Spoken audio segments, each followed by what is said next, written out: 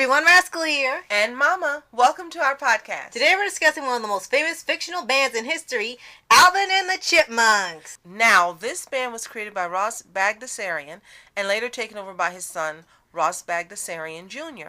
The Chipmunks consist of Alvin, Simon, and Theodore, a trio of singing chipmunks that are raised by their father figure and manager, Dave Seville. They sing covers of various artists that span from pop, rock, and even old favorites. The Chipmunks have been around for over 50 years, so obviously that means they have to have a couple of movies, both animated and live action. Yes, you're right. This actual franchise started back in, if I'm not mistaken, 1963. If you remember, in the first Alvin and the Chipmunks movie, they had the address on Dave's door. Mm-hmm. And I remember telling you, look, and sure enough, it was 1963 or 1968. I'm pretty sure it was 1963.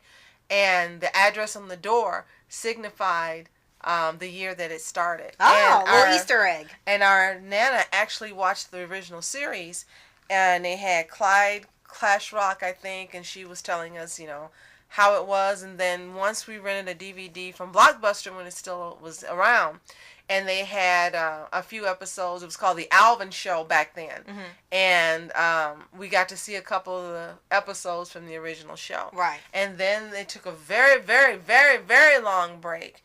And not until the 80s did they end up coming back after they put out an album called Chipmunk Rock. Mm-hmm. And they were just amazed at how well this album, this vinyl album sold.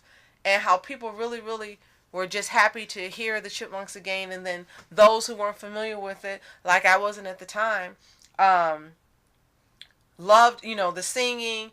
And then they brought back actually a TV show. Mm-hmm. And I don't remember what channel it was on. And they brought that back. And there have been different incarnations of television shows for the Chipmunks, as you mentioned, as well as live-action movies. Mm-hmm.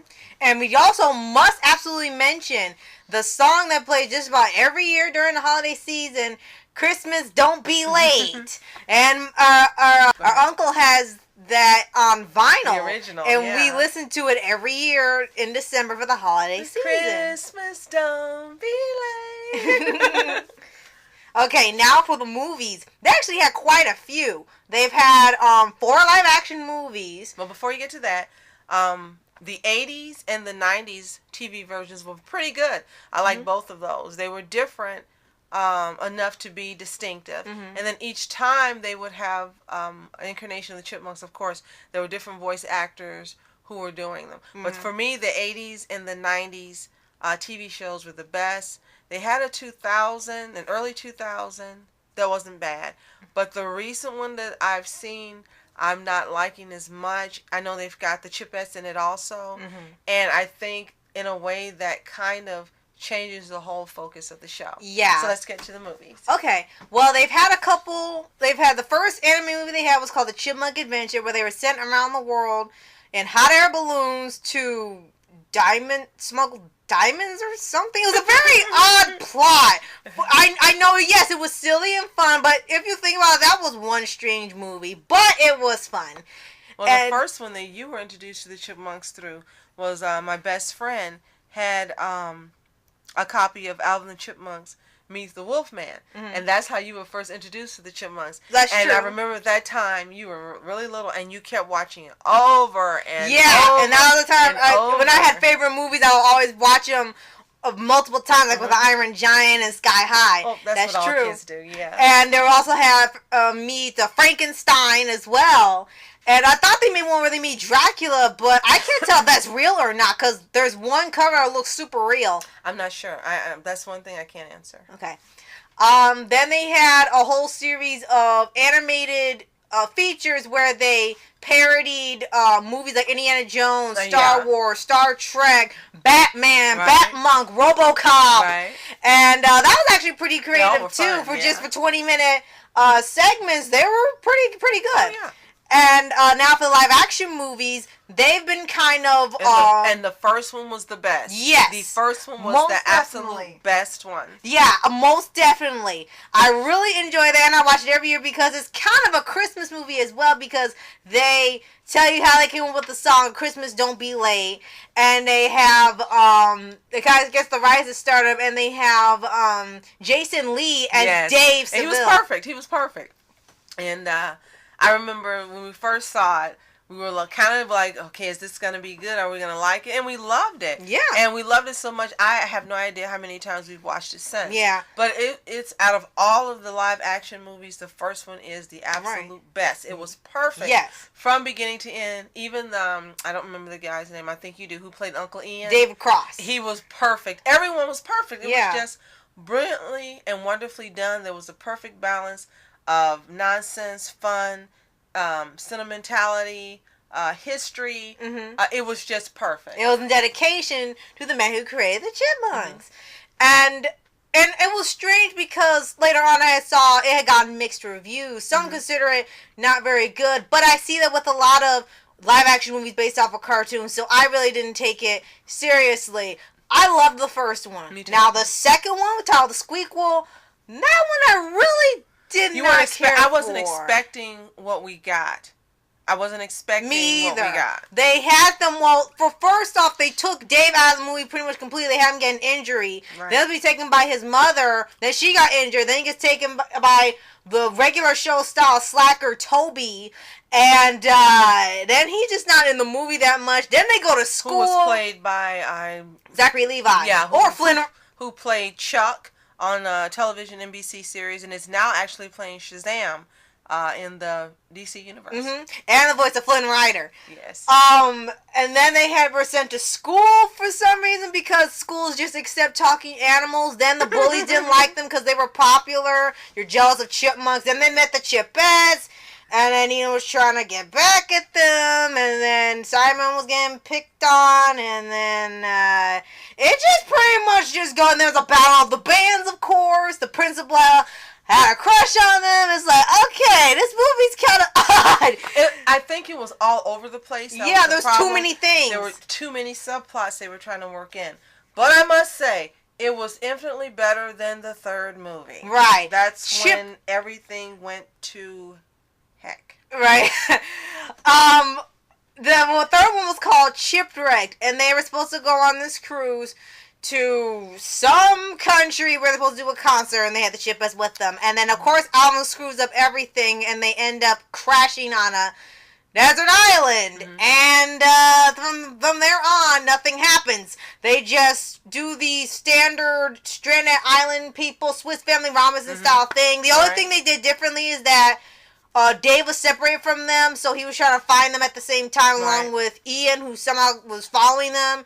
And then Simon got bit by a snake, and the venom messed with his mind, so he ended up being heroic. That was like the only funny thing I could find. Then they found a person who was living on the island. Turned out she wanted gold. And that was another movie that was kind of like all over the place. It's like, and then they sang songs that some kids don't know. Most kids don't know. They're like, they sang some Lady Gaga songs too on there, or Kumbaya. I think they were thinking, Lady Gaga was really huge at that time. She's really still a big artist. True. But she was really just humongous at that time. And you were hearing this song all over the radio everywhere. So I think they assumed because it was in constant play on the radio and on Billboard and TV shows that kids would recognize the song. The songs were done. They sang Kumbaya, Whip Your Hair. They were songs that were Whip Your Hair was huge at that time. Yeah, they were current. They chose all the songs that were current, and they immediately made it dated. So now it's like no one sings that anymore. If you watch it again, if you could stand to watch it again, you're like, but no one cares about that song anymore, or they're just not it anymore. But what I'm hoping is the great thing will be is that they'll know how not to make a number 4, and maybe they'll go back to the original concept when they make a 4. A 4 is coming. Too late. I'm telling you, a 4 is coming. Too late. We already had it. Okay, then a 5 is coming. Right. It's like now we're getting the Ice Age territory. We had the road trip, where they thought Dave was gonna get married, and they would have this it was so unmemorable. I even forgot. Yeah, we rented it from Redbox, and they were afraid Dave was gonna propose to this woman, and they would become the brothers of this kid who was just sort of a bully and could torture them senses that could possibly kill them, but hey, it's a family film. We can't go that far, even though it's possible. I remember. And they were traveling all across the country to where Dave was to stop it. And they were supposed to get Bond at that point, and that was, I guess, the other human they had to deal with. And they pretty much just went to different parts of the country. Like, they went to New Orleans, and they went to New York, I think. And that was basically it. The one song they did sing that was catchy was Uptown Funk. Now, that part of the movie actually was entertaining. They still kept it catchy. And that was, like, the best part of the movie, and that's honestly. one of my favorite songs, so yes. And again, unfortunately, that movie was so unmemorable that I even forgot it existed. So, let's hope that for season 5, they will return to the original roots, the first movie, right, and make it where it's just balanced and just a wonderful concept. We can hope. Right. Let's talk about some of the epic stars they've had actually voicing the Chipmunks. Oh yeah.